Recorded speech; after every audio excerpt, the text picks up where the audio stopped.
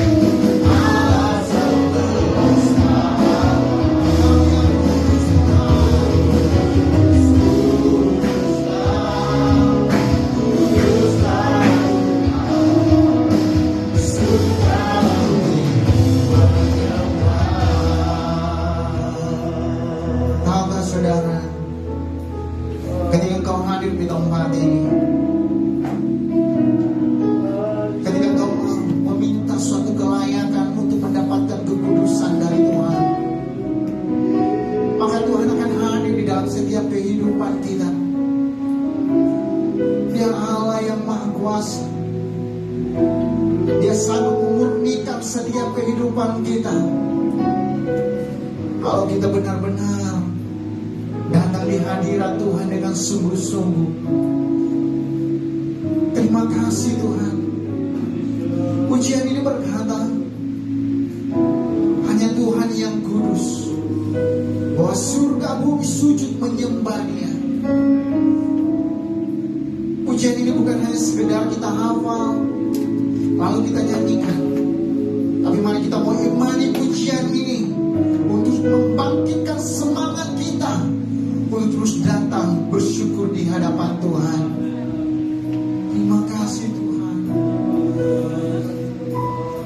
Ku datang Tuhan dalam hadirat-Mu, perhiaskan kami minta kekudusan-Mu Tuhan. Seluruh surga sujud menyembah-Mu. Ku tersungkur dan berseru, kudus, kuduslah, kuduslah Tuhan, Allah semesta alam.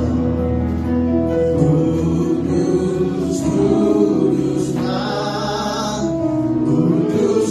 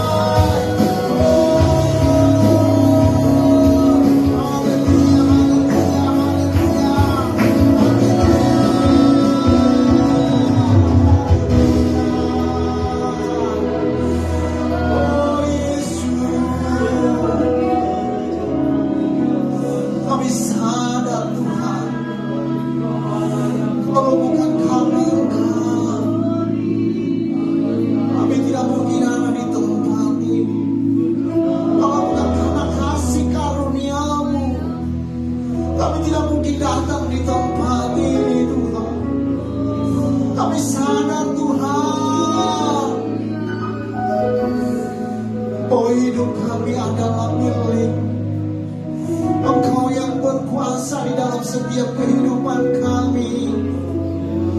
Oh Yesus, Engkau yang terhebat. Oh haleluya. Oh haleluya.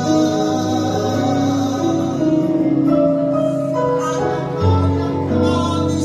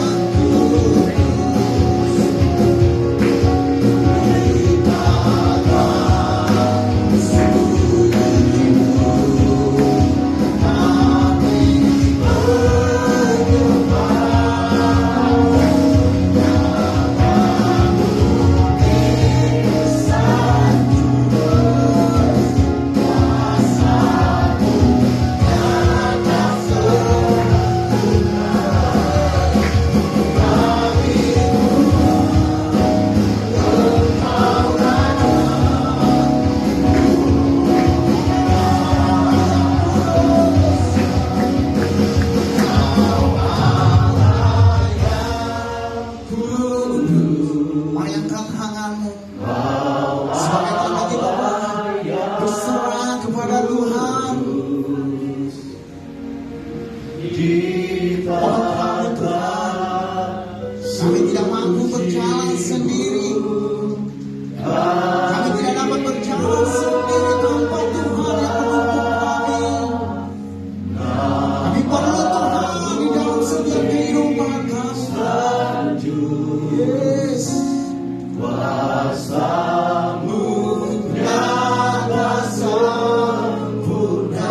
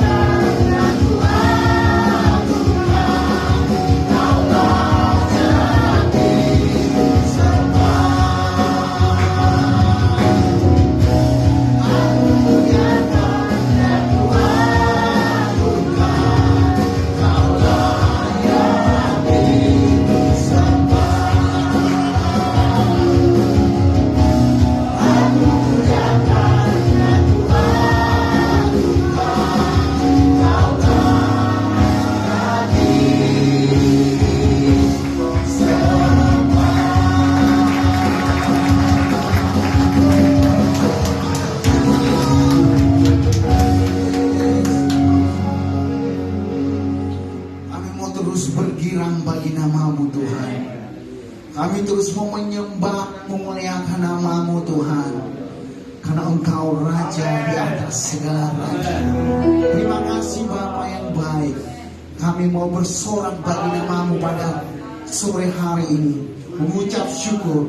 Haleluya, amin. Haleluya, haleluya.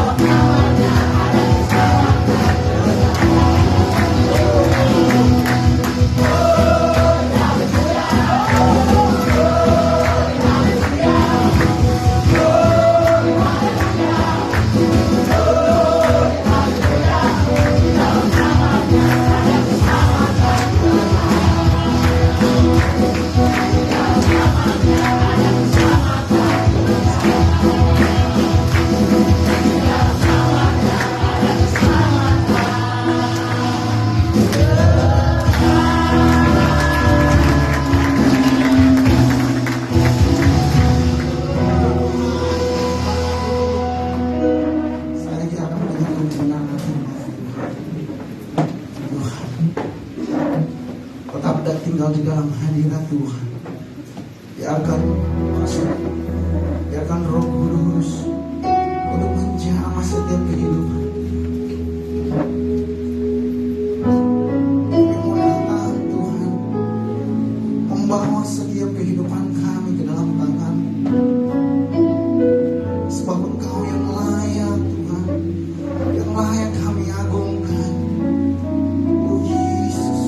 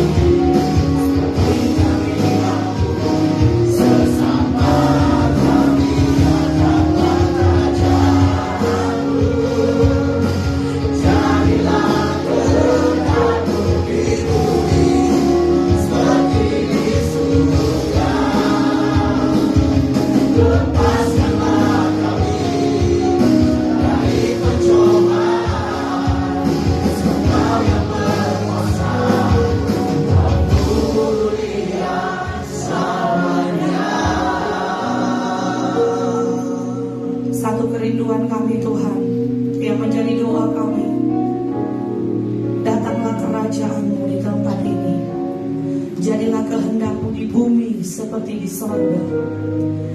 Berapa banyak kami yang hadir malam ini, kami tahu ini bukan kebetulan, tapi Roh Kudus tuntut kami datang di tempat yang tepat untuk berjumpa dengan Engkau. Setiap kami yang datang malam ini, kami akan menemukan jawaban hidup kami dalam Kristus. Dan kami percaya ini waktu yang tepat, ini tempat yang tepat, dan ini saat yang tepat untuk Engkau berbicara bagi kami semua. Hidup kami rapuh dan lemah.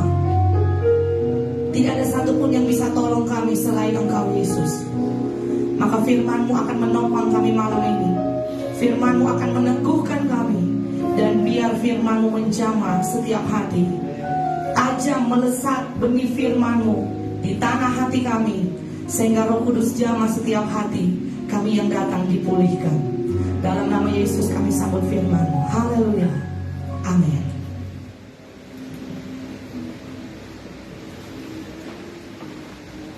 Shalom Bapak Ibu Saudara. Kita semua bersyukur malam hari ini. Saya percaya ini bukan sebuah kebetulan, tetapi bukan juga sebuah rutinitas saudara datang setiap minggu di tempat ini. Tetapi saudara harus datang cari Tuhan, karena saudara tahu saudara tidak bisa hidup tanpa Tuhan. Jadi harus memiliki prinsip dan pola pikir yang benar. Kenapa saudara datang gereja, kenapa saudara datang ibadah, kenapa saudara datang cari Tuhan. Itu bukan cuma rutinitas mingguan. Saya mau bilang, kalau saudara datang cuma karena rutinitas mingguan, hanya karena terpaksa, hanya karena menghormati gembala, sia-sia saudara datang.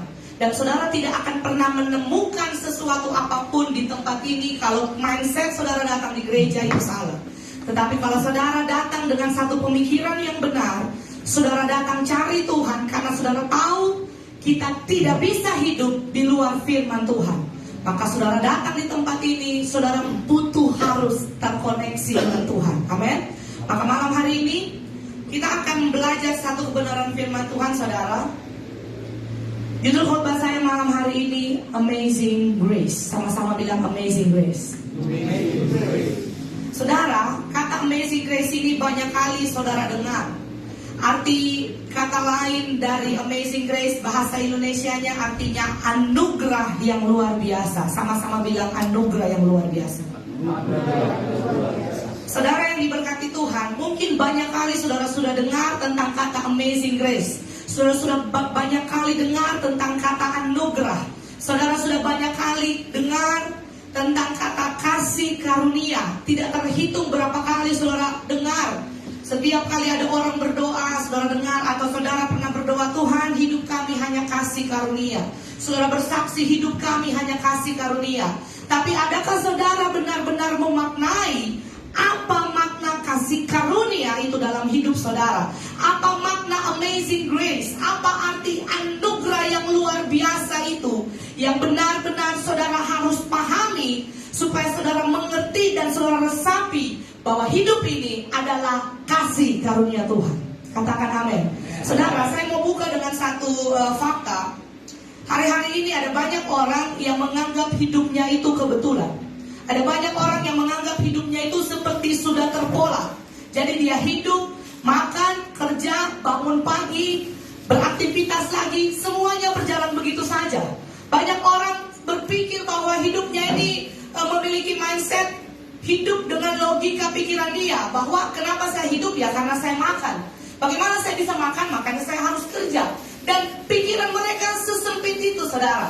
Tetapi dengar dengan baik, hidup orang yang percaya kepada Kristus itu bukan hanya sekedar makan, tidur, dan saudara bekerja. Dan hidup orang yang percaya, saya dan saudara yang hadir hari ini, itu bukan karena kebetulan. Dengar baik. Tetapi hari ini saudara ada di sini, bergerak, bernafas, saudara mampu berdiri, itu kasih karunia Tuhan dalam hidup saudara. Amin.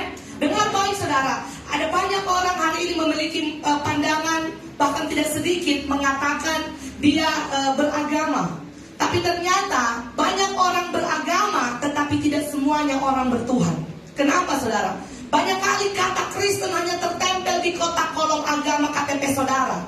Tetapi sesungguhnya dalam kehidupan saudara sehari-hari, saudara tidak menjadikan Kristus sebagai Tuhan dan penguasa dalam hidup saudara. Banyak orang berkata Kristen, hidupnya sembarangan. Kemudian waktu dia jatuh mengalami masalah yang besar, protes dan komplain kepada Tuhan. Padahal dia melakukannya, semuanya terjadi karena dia tidak hidup sesuai dengan jalan yang Tuhan tentukan. Dengar baik saudara, kekristenan bukan hanya sekedar agama, katakan amin. Tapi kekristenan adalah kasih karunia, perjalanan hidup di dalam anugerah Allah yang luar biasa. Maka kekristenan harus menjadi sebuah perjalanan iman dengan Yesus. Bukan hanya sekedar kotak memenuhi kolom agama dalam KTP saudara. Dengar baik saudara, untuk saudara masuk dalam hidup kekal dan kerajaan sorga, aksesnya gak cukup cuma KTP. Tidak cukup saudara, itu tidak akan diterima. Tetapi kalau saudara mau menikmati hidup yang kekal, jaminan keselamatan bagi saudara harus percaya kepada Yesus Kristus. Dan tidak cukup percaya, jadikan dia Tuhan dan penguasa tunggal atas hidupmu. Amin. Mari kita buka kebenaran firman Tuhan. Kita mau bedah tentang Amazing Grace. Efesus 2 ayatnya yang ke-8. Efesus 2 ayat 8. Saudara yang sudah dapat bilang haleluya. Haleluya. Kita baca bersama-sama. Efesus 2 ayatnya yang ke-8.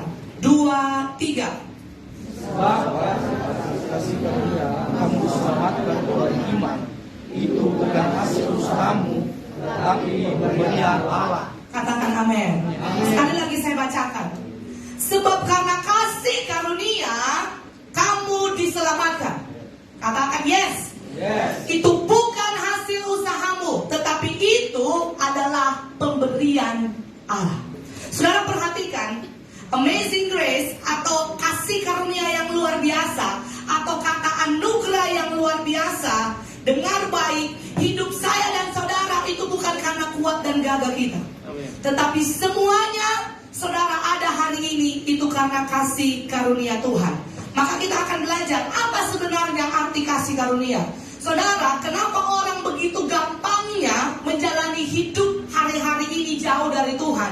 Begitu gampangnya orang melakukan hal-hal yang tidak berkenan, menolak Kristus, menolak percaya kepada Tuhan, tidak mau hidup dalam tuntunan Tuhan. Dengar baik, karena banyak orang Kristen, bahkan banyak orang yang hari ini tidak mengerti, bahkan menurunkan standar makna dari kasih karunia. Kenapa hidupnya sembarangan? Karena mereka tidak tahu betapa dalamnya rahasia kasih karunia yang mahal itu.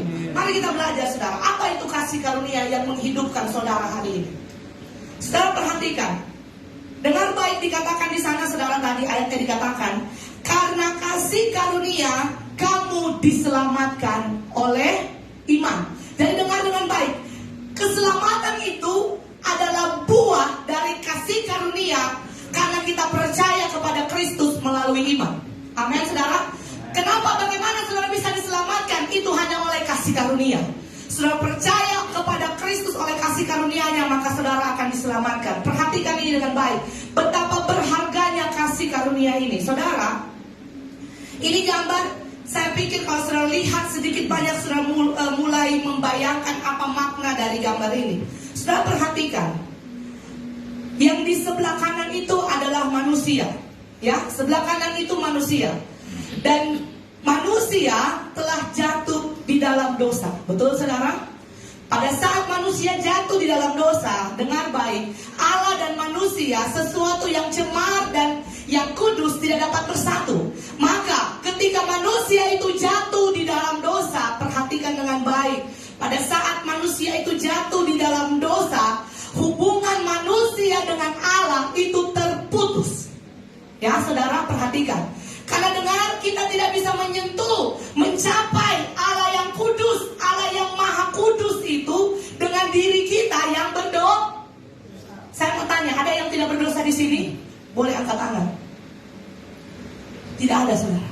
Kita semua berdosa. Bahkan Alkitab mencatat, sebab semua orang telah kehilangan kemuliaan Allah. Semua orang berdosa. Tidak ada satupun yang benar, seorang pun tidak. Itu kata firman.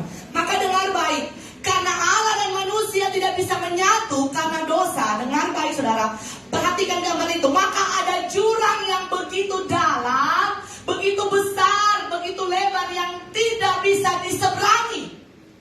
Amin. Dengar baik, ada jurang yang memisahkan antara manusia dengan Allah.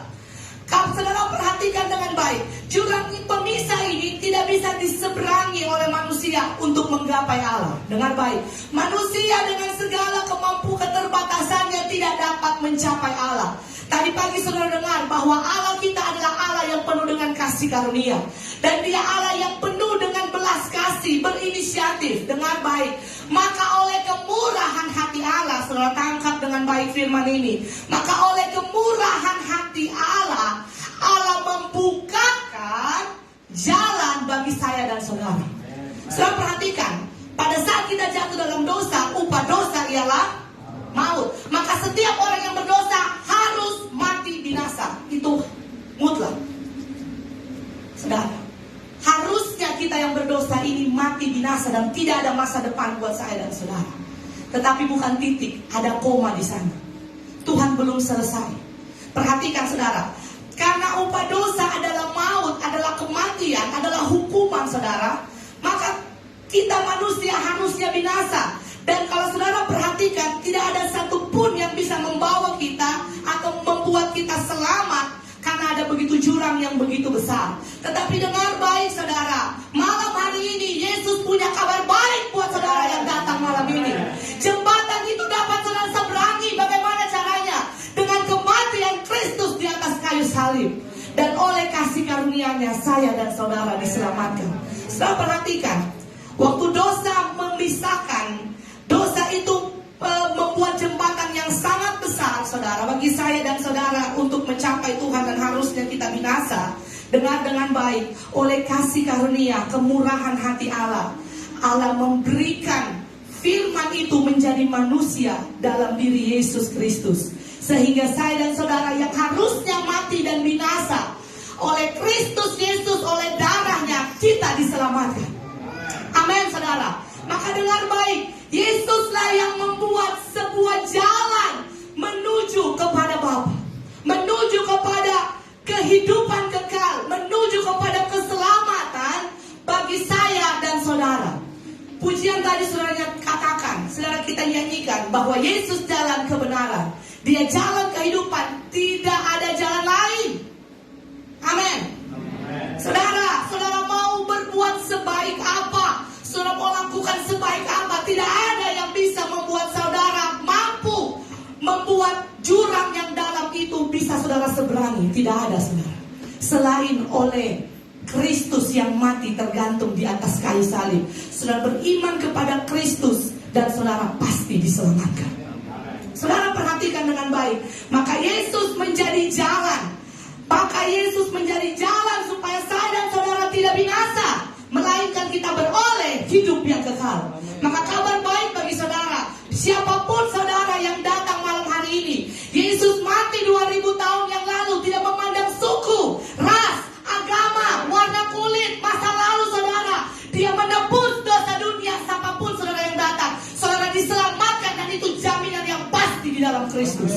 Amin. Selama saudara percaya beriman kepada Kristus, Dia jamin keselamatan saudara. Tidak akan binasa bersama dengan Kristus. Darah Kristus terlalu mampu untuk menebus berapa miliar jumlah penduduk dunia ini. Darah Kristus mampu membayarkan setiap dosa saya dan saudara. Perhatikan dengan baik. Mari kita belajar kasih karunia. Apa itu kasih karunia? Dalam bahasa asli, bahasa Yunani, kasih karunia itu dicatat dengan kata karis. Biasanya ada yang suka kasih nama anaknya Karisa. Karis. Artinya kasih karunia, atau dalam terjemahan Inggris dikatakan dia grace.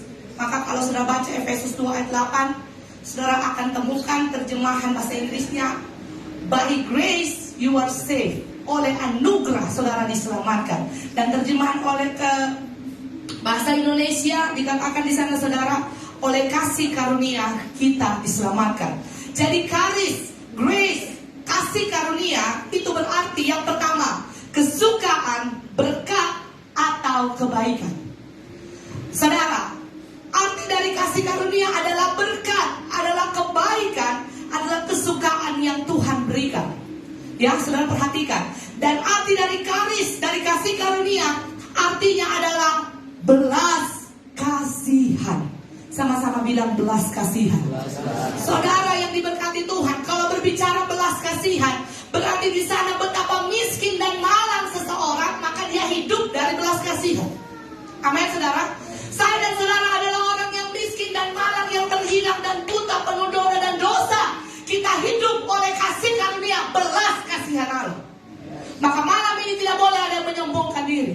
Saya mau bilang, kalau saudara jauh dari Tuhan, tidak mau datang beribadah, tidak mau datang cari Tuhan, hidup semau saudara, sementara menyia-nyiakan kasih karunia yang Allah berikan. Dengan baik, kalau kita masih ada yang hidup seperti itu, malam ini Tuhan menunggu saudara untuk berbalik. Karena saudara hidup hanya oleh belas kasihan Tuhan. Amin, saudara. Kata makna karis yang berikutnya, karis itu artinya kasih karunia itu, oleh kasih karunia kamu diselamatkan. Perhatikan saudara, arti dari kasih karunia adalah hadiah. Perhatikan ya, hadiah. Jadi waktu dibilang Allah memberikan karis, berarti itu hadiah, pemberian cuma-cuma. Saudara tidak membeli, tidak membayar, tidak ada sebuah upaya yang saudara lakukan. Itu murni kasih karunia. Dalam terjemahan yang lain, saudara, dikatakan makna dari karis ini seperti seorang atasan dan bawahannya. Dia berikan kebaikan hatinya, dia kasih. Bukan karena sesuatu hal yang dilakukan oleh bawahannya, bukan. Tetapi kata karis digambarkan sebuah hadiah, pemberian cuma-cuma. Amin, saudara. Maka dengan baik saya dan saudara diselamatkan oleh kasih karunia, oleh hadiah pemberian Allah secara cuma-cuma bagi saya dan saudara. Itu bukan hasil usaha kita. Amin. Itu hanya pemberian kebaikan hati Allah.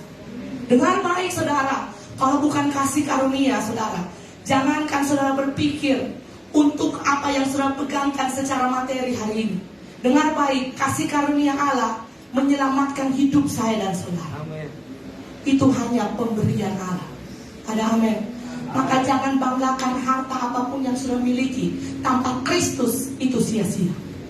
Satu-satunya harga yang paling bernilai dalam hidup saudara itu bukan uang, bukan rumah, bukan mobil, bukan materi, tetapi harus jadi harta paling berharga dalam hidupmu. Itu Kristus hidup di dalam kamu.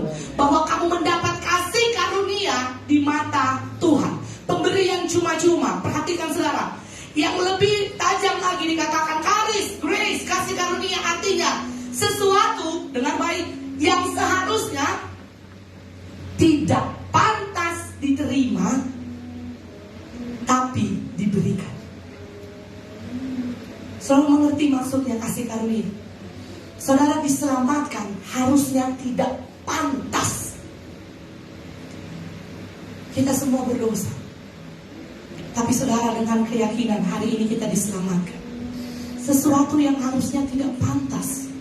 Coba saudara renungkan hidup saudara, betapa jahatnya kita. Semua orang punya dosa, hanya orang gak tahu aja. Yang terlihat baik, terlihat di luar good looking, semua orang berdosa. Itu kata firman. Dengan baik saudara, maka grace, kasih karunia Allah menyelamatkan kita. Itu sesuatu yang harusnya tidak pantas kita terima. Karena kita penuh dosa, kita penuh dengan ketidaklayakan itu saudara. Tetapi Tuhan berikan anugerah keselamatan. Maka dengar dengan baik saudara, Allah memilih untuk memberkati kita dibanding menghukum kita sesuai dengan dosa kita. Upah dosa ialah maut, tetapi kepercayaan kepada Kristus oleh kasih karunia, kita diselamatkan dari maut. Amin. Itu sebuah pemberian Allah yang harusnya gak pantas. Siapa saudara? Siapa kita saudara? Tetapi Tuhan berikan saudara keselamatan. Itu kasih karunia Tuhan. Jangan sia-siakan kasih karunia itu. Amin saudara. Sesuatu yang tidak pantas tetapi diberikan. Garis bawah itu. Selanjutnya saudara, kasih karunia adalah pemberian Allah kepada manusia, padahal manusia tidak pantas untuk menerimanya. Itu makna karis, makna grace, kasih karunia.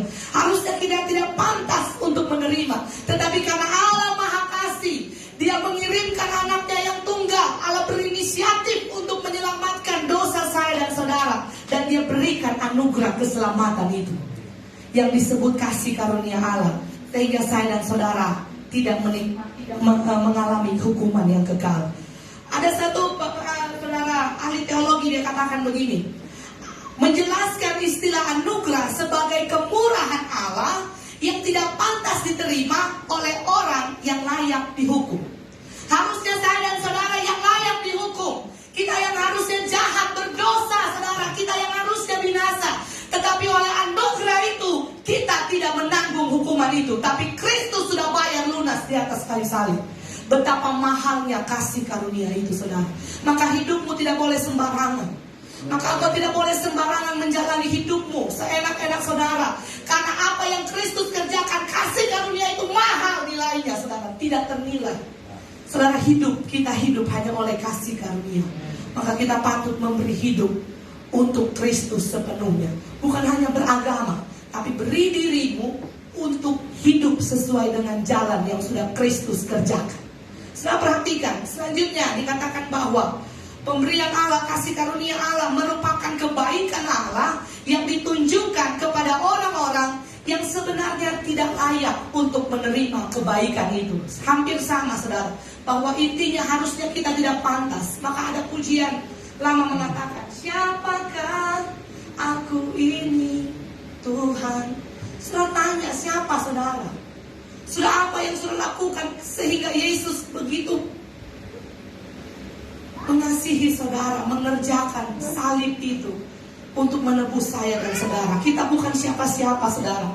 Hidup kita hanya kasih karunia Tuhan. Karena diselamatkan hanya kasih karunia Tuhan. Saudara perhatikan, grace atau kasih karunia. Tadi ada dua kata, amazing dan grace. Grace atau kasih karunia, saudara perhatikan, anugerah yang ajaib. Kasih karunia yang hebat itu, grace, kasih karunia adalah sesuatu, kasih karunia Allah adalah sesuatu yang ada dalam diri Allah yang menyebabkan ia memberikan sesuatu yang baik kepada kita, sekalipun kita sama sekali harusnya tidak layak menerima. Itu anugerah, saudara, amin. Perhatikan tiga pernyataan ini dengan baik, saudara. Ini akan cukup lebih menjelaskan tentang kasih karunia. Saudara perhatikan, kalau kita jahat, perhatikan saudara, kalau kita jahat dan kita mendapat sesuatu yang tidak baik dari Allah, ini analoginya. Kalau saudara jahat dan Tuhan membalas kepada saudara sesuatu yang tidak baik, itu namanya hukuman. Dan itu menunjukkan keadilan Allah. Wajar, sedangkan anak, kalau dia nakal, dia tidak mendengar, saudara, kita akan sedikit memberikan dia hukuman, memberikan dia sanksi tegas, saudara. Karena itu sesuai dengan apa yang dia lakukan, berbuat yang tidak baik. Kalau saya dan saudara jahat dan Tuhan memberikan apa yang menjadi hukuman bagi saya dan saudara, itu namanya keadilan. Karena saudara jahat, tidak berbuat jahat. Yang kedua, kalau kita baik dan kita mendapatkan sesuatu yang baik dari Allah, itu namanya pahala. Dan itu juga menunjukkan kehadiran Allah. Kalau dalam yang sering kita dengar bahwa ada upah bagi usahamu, bahwa setiap apapun yang saudara kerjakan Tuhan menilai. Tapi dalam konteks keselamatan, anugerah yang Allah kerjakan, perhatikan saudara, kalau saudara baik dan saudara diberikan yang baik dari Allah, itu namanya pahala. Dan selanjutnya, yang penting ini untuk saudara garis bawahi, tetapi kalau kita tidak baik, saudara perhatikan, kalau kita tidak baik, tetapi kita mendapatkan sesuatu yang baik dari Allah, maka itu yang disebut adanya kasih karunia Allah. Ini berbicara tentang karya keselamatan Kristus yang menebus saya dan saudara. Amin. Kalau kita tidak baik, kita sadar kita penuh dosa, kita jahat, saudara. Semua orang sudah berbuat jahat, berbuat dosa. Tetapi kita mendapatkan yang baik dari Allah saat kita tidak baik. Itu yang disebut dengan kasih karunia Allah. Bukankah itu luar biasa dan hebat, saudara? Amazing grace. Itu hanya oleh kasih karunia. Kita tidak baik, kita jahat, kita berdosa, tapi Allah berikan yang baik buat saudara. Itu kasih karunia Allah dalam hidup saudara. Perhatikan saudara, Allah datang ke dalam dunia melalui Kristus Yesus, hidup suci tanpa dosa. Perhatikan, untuk menebus orang yang berdosa haruslah pribadi yang tidak berdosa. Maka Kristus dikatakan tidak setitik pun tidak dia berbuat dosa. Kristus adalah pribadi yang sempurna selama dia ada di dunia, tidak pernah berbuat dosa. Maka dia menjadi jalan untuk menembus dosa. Bagaimana mungkin orang yang berdosa selamatkan orang yang berdosa? Tidak mungkin, tidak ada, saudara. Tetapi iman Kristen, Kristus Yesus Allah mengutus anaknya dalam hikmat Allah yang luar biasa.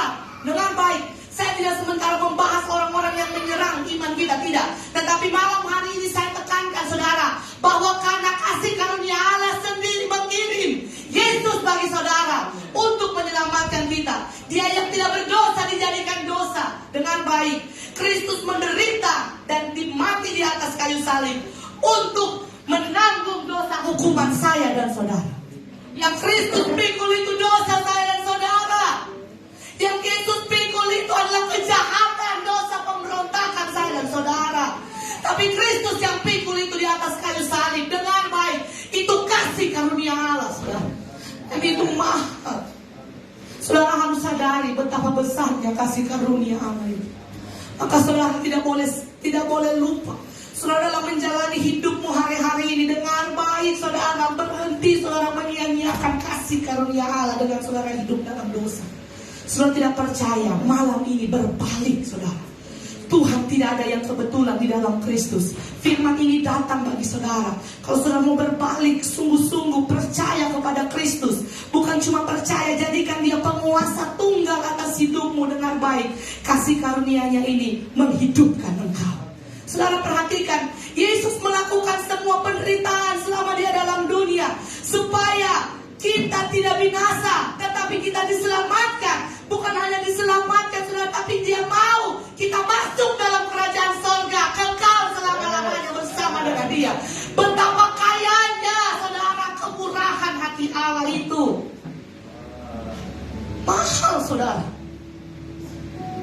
Sedangkan hati kami gembala seperti tertusuk oleh pisau kalau lihat ada orang-orang yang menyia-nyiakan kasih karunia Allah.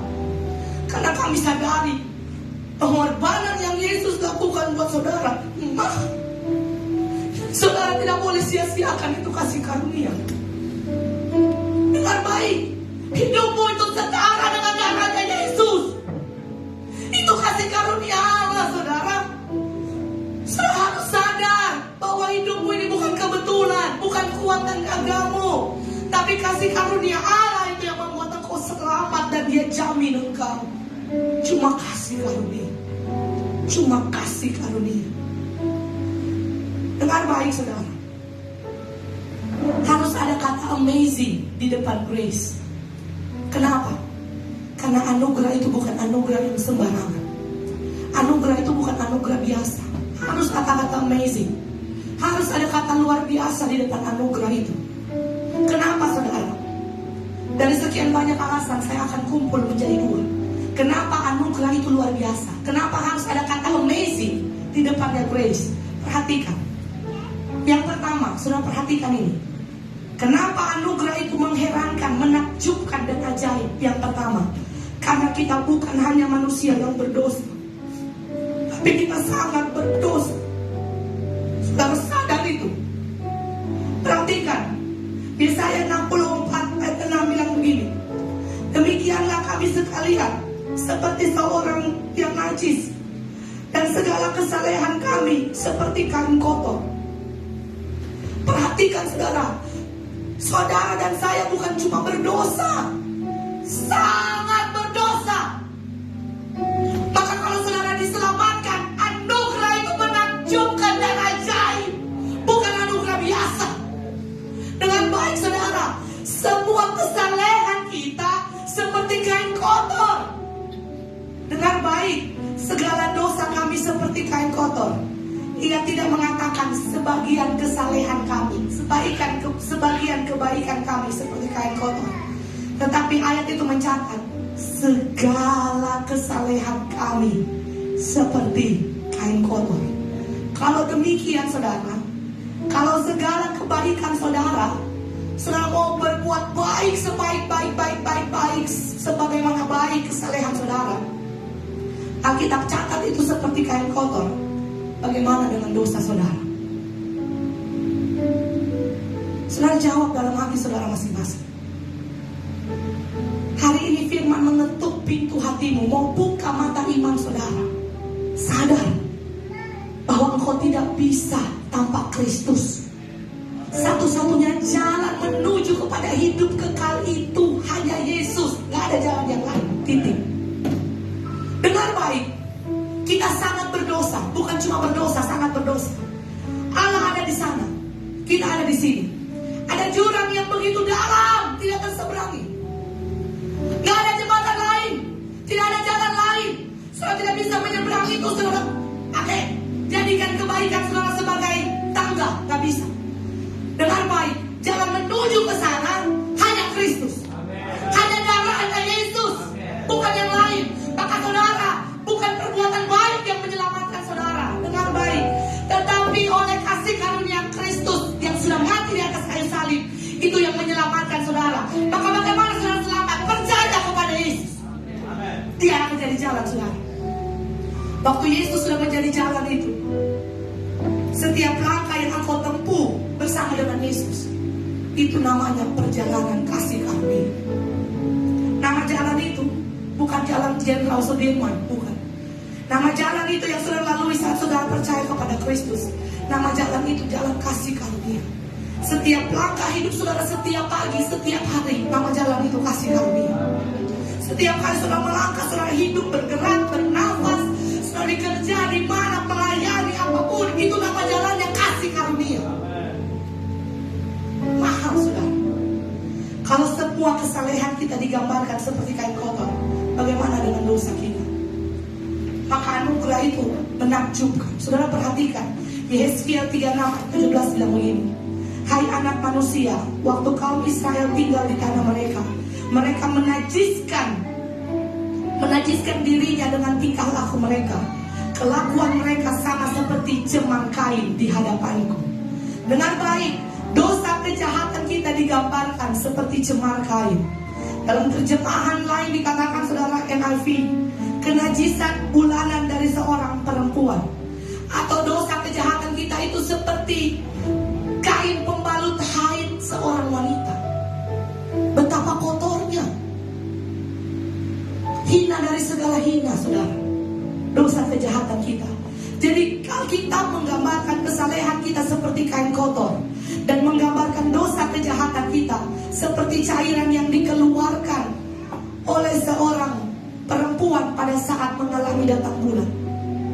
Dengar baik saudara, dosamu itu seperti sangat najis, kotor, pembalut wanita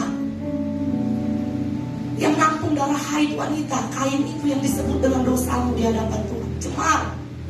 Kalau saudara adalah orang yang menganggap diri saudara suci atau cukup baik, renungkan bagian ini saudara. Sedangkan kebaikan kita seperti kain kotor, kejahatan kita seperti kain cemar datang bulan seorang wanita. Dengar baik, maka kalau saudara ada hari ini, cuma kemurahan Allah. Sedang taruh tangan kanan di dada, bilang cuma kemurahan Allah. Hidupmu ini cuma kemurahan Allah. Allah tidak pernah merancangkan yang jahat buat saudara. Tidak pernah. Terbersit dalam diri Allah dia rancangkan celaka buat saudara. Tidak pernah. Itu terbukti saat dia berikan Yesus buat engkau. Engkau terlukis di tangannya Yesus saudara. Dia rancang engkau supaya engkau diselamatkan dan bersama-sama dengan dia. Perhatikan saudara, maka keberadaan keselamatan kita bukanlah karena kita baik atau kita mampu berbuat baik, tapi kita diselamatkan karena Tuhan yang baik. Kenapa saudara menyembah?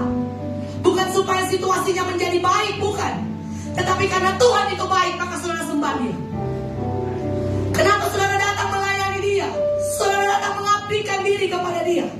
Bukan karena semuanya berjalan dengan baik dan mulus, bukan. Tetapi karena saudara sadar Tuhan itu baik buat saudara, maka saudara datang menyembah dia. Keberadaan kita bukan karena kita baik, tapi karena Tuhan yang baik. Maka anugerah itu amazing grace. Harus ada amazing. Bukan anugerah biasa saudara. Itu anugerah yang luar biasa. Perhatikan saudara. Tadi yang pertama, kenapa anugerah itu menakjubkan? Karena kita tetapi sangat berdosa.